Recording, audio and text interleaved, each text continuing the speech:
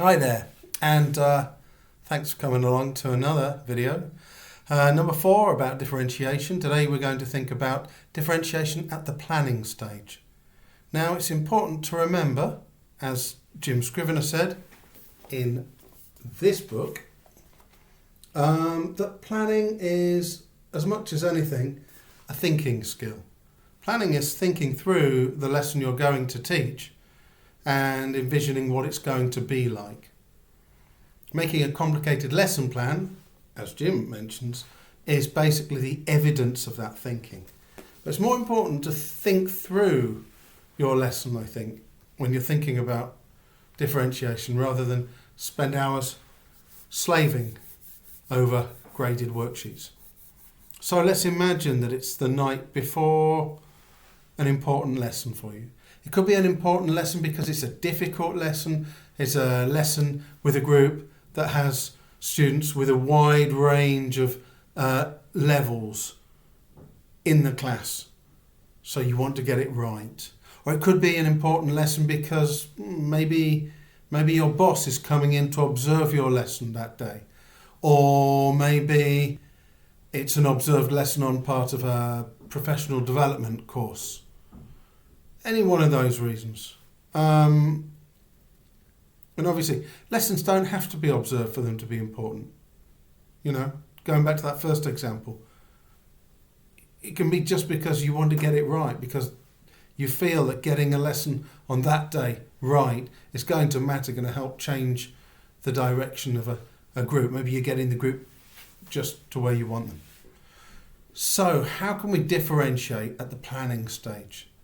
I think it's very simple, and if you've been looking at the 3 previous videos, it's nothing that's going to be a massive surprise. Let me just put Jim's book over there. Basically, take the lesson that you're planning to teach, and for each activity, we look at the task and we ask ourselves, how can I tweak this task to make it slightly more challenging, slightly more rewarding in terms of learning for the learners that find it too easy? And that question is the topic of clip number 37. The whole clip is about that. Adding challenge for advanced learners with very quick tweaks on tasks. If you do that for each task in the lesson you're going to teach tomorrow, then you're ready for when those students say, "Teacher, it's too easy." So, okay, great, well done. Well, let me give you something that's going to test you a little bit more, going to take your language learning further. And then the other thing, again, which will come as no surprise if you've been watching these videos so far, is going through all the tasks and asking ourselves for each one, what happens if they don't know? Where might the students get stuck on this task and this task and this task? Again, this is the subject of clip number 38. The whole clip is about that. And when they do get stuck, how can I unstuck them? That is, what will happen if they don't know the answers? Where can they get the answers from? If you do that for each task in a lesson, then you're ready. You're ready for teaching the lesson and for students to say, "Teacher, I can do this, it's too easy," or "Teacher, I can't do this, it's too difficult." You are ready to tailor your instructions and your interventions to the class. Now, we've looked at tweaking the tasks for advanced learners in quite a lot of detail on 37. For struggling learners, maybe I can give you a little bit more. What happens if they don't know when it comes to a listening? Well, we get ready to go through with our mouse on the audio and find the stretches of speech where the answers are, replay them to the students various times so they can hear them. And an excellent way to prep for that, if you have the time before your lesson, is to just write down the time that the key answers come in the audio, so that on the day you can quickly fast forward or click to exactly more or less the second where the answers are and find them quickly on the audio in order to help the learners. If you're doing numbered exercises with a group, you might ask yourself, what happens if they don't know the answers? Okay, if they don't know the answers, well, shock horror, what about we give them the answers? We just give them the answers, take away the pain, and then start doing memorization work with the actual completed sentences.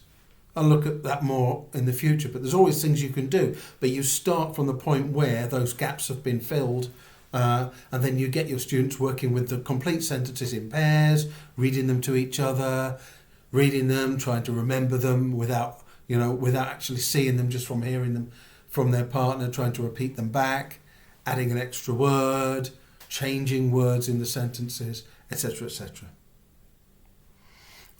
If you are giving your students conversation questions in a lesson, you might ask yourself, well, what happens if they don't have the language to answer those questions?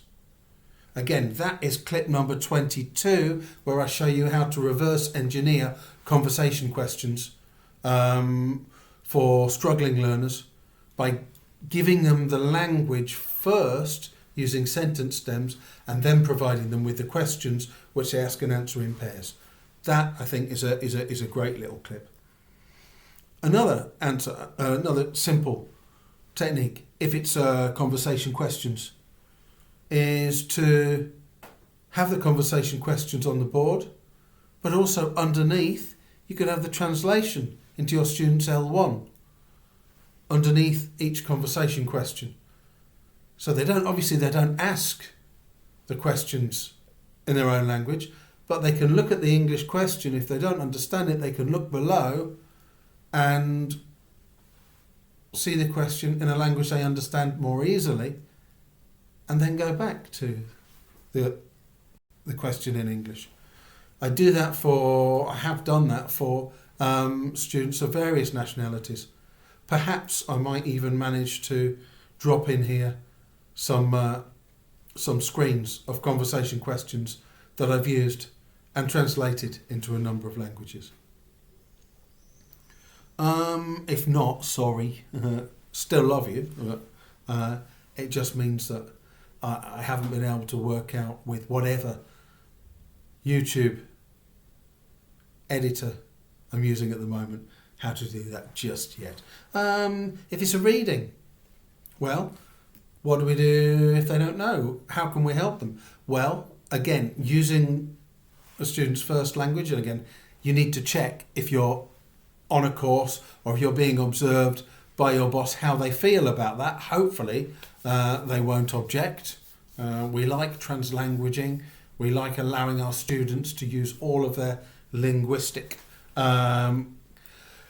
abilities and resources to understand the language we're trying to teach them. Hopefully gone are the days where English only, because we know that doesn't always work. But we could just say to our students, in their first language, if we speak it, and I think that's always a plus. We're going to do a reading today. I'm going to give you a 1-minute spoken summary in your L1. Don't write anything down. Don't turn to any page. I'm just going to tell you what happens so you've got the bigger picture and context when we look at it, when we turn to look at the reading and start to work with it in English. And then we just start, blaggity, blaggity, blaggity, blah. In their L1, we tell them basically what it's about, and now even the struggling learners sort of have more or less some sense of orientation. Or if we're doing a reading comprehension, and we know that the students are going to have to try and answer questions on the reading, and we know some of them are going to struggle. Well, what we could do as preparation is find the lines where the answers are.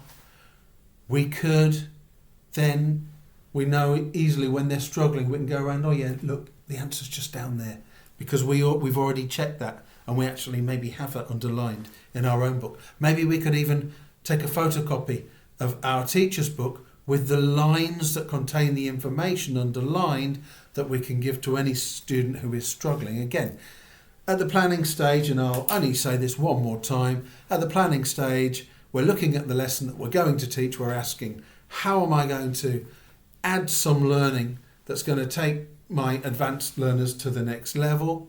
Clip 37. What am I going to do for those students who are going to get stuck and need extra supporting language? How am I going to give them that extra support? Clip 38 and what you've just heard. That concludes my thoughts on differentiation at the planning stage, strength and energy with your teaching.